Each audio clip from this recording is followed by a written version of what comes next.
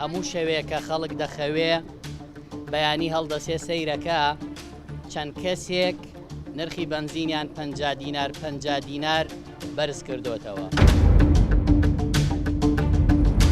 ئەنە سوتەمەنیەی لە هەرێمی کوردستانە هەیە سوتەمەنی ستانداردی بۆرسە نییە.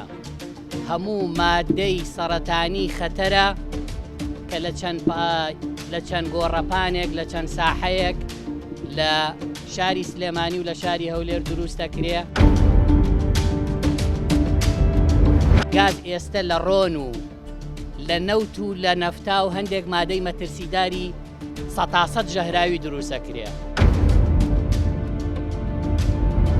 ئەو بنزینەی کە هەیە ئێستا بنزینێکە دروست دەکرێت لە مادەی باشکەری بنزین مادەی موسەرتەنە، هیچ پێوەرێکی ستانداردی تیانە، ئەوەی تێکەڵێکە، ئەوەی نقلێکە، ئەوەی لە بنزینخانەکان دەیفرۆشێ و ئەوەشی کە بە دیار عەدادەکەوەی و بۆنیەکە هەمووی مەترسی لەسەر تەندروستی دروستە بێ. ئەوە هۆکارێکی مەترسیدارە بۆ ئەوەی ڕۆژانە 15 هاوڵاتی هەرێمی کوردستان لە نەخۆشخانەی هیوا بۆ سەرەتان تۆمارەکرێ. ئێستا ئەوەی زۆر مەترسیدارترە ئەوەیە کاتژمێر 12 شەو ڕێەکەون نرخی عەدادەکانی بنزین و گاز یەکی 50 دیناری بخەنە سەر چونکە ئەڵێن خەڵک خەوتووە و ئاگای لێ نییە و کە بەیانی خەبەری بۆ خۆخابی لە چیمان لێەکە.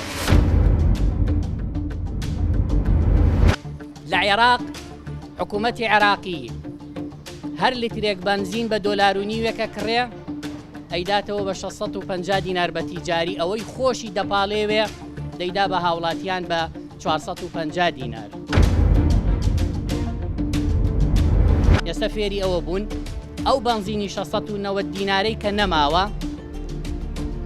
لە بەغدا و لە جنوبەوە لە پارێزگاکانی ناوەڕاست و خواروەوە شەوانە بەڕێکەوتن لەگەڵ بازگەکانی هەرێمی کوردستان و عێراق ئەو بنزینی 690 دیناریە بە نرخێکی کەمترە کڕن داخڵی سلێمانی و هەولێریەکان لیتریەدەن بە 1200 دینار بەخەڵ. ئەو بنزینی 690 دینارەی کە ئاهات ملیۆنە لیترە هاو بۆ هەموو هەرێمی کوردستان. لەو ملیۆنە لیترە نیوەیانە دزی بە عەدادیان کردە تەنکی تیجاریەکەوەیان فرۆش بە تیجاری، یان ئەچوون تەنکەرێک بنزینی 690 دیناری عێراقی تەنکەرێک نەفتایان تێکەڵە کرد، نەفتا لیتری بە 450 دینارە، بۆیە ئەبینی ئەو بنزینە خراپەی لێ دەرچوو، یعنی دزیشیان لەوە کردووە. چێک لە گرانی مریشک پەیوەندی بە گرانی غازەوە هەیە لەم هاوینە، کابرای دەواجین ئەڵێ من گەنم عەلەف بە گرانە کڕم، غازیشم لەسەر گران بووە بۆیە مریشک گران بووە. واتە سوتەمەنی پەیوەندی بە هەموو ژیانی خەڵکەوە هەیە، وەکو چۆن مەترسی ژەهرەکەی پەیوەندی بە تەندروستی هەمومانەوە هەیە. حکوومەت ئەگەر هیچی پێ ناکرێ 100,000 تەکسی لە هەرێمی کوردستان هەیە، 20,000 پاس هەیە، با بۆ هێڵە گشتیەکان دەعم بکاگەر بۆ هەموو کەس نایکا. ئێمە لە هەفتەی ڕابردوو لە بەغدا لە ئەنجومەنی نوێنەران تاقمی ئەمنی پۆلیسی لیوای نەوت و غاز بانکران، چونکە بەڕاستی ئێستا ئەم دزیەی کە هەندێک بازرگانی هەرێمی کوردستان خەریکە خوارو و ناوەڕاستی عێراقیش فێرەکە خەریکە ئەزمە لە عێراق دروستەکە.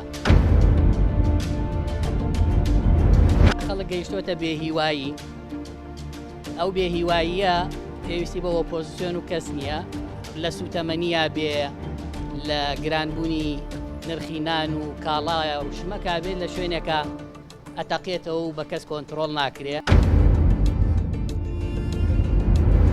ئەوەی ڕوودەدات حکوومەتی هەرێمی کوردستان لی بەرپرسە و خەڵکی کوردستان کە قبوڵێتی لیترێک بنزینی نۆرماڵ کە مادەی سەرەتانیە بە 1200 دینار ئەمڕۆ تێبکە دڵنیابن وتویانە تا خەڵک بێدەنگ بێ 2 ڕۆژجارێ 3 ڕۆژجارێ نرخەکەی زیادەکەی.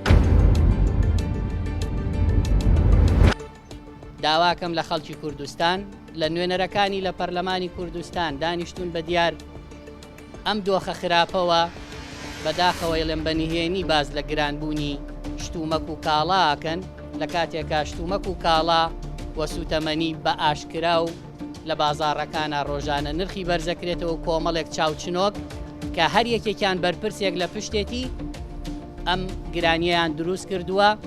معقولنی هەرێمی کوردستان ڕۆژانە 500,000 بەرمیل نەوت بفرۆشیە. لیتری بنزین ئەمڕۆ کە نۆرماڵە ژەهرە مادەی سەرەتانیە بە 1200 و 1300 دینار بێ لە هەرێمی کوردستانە.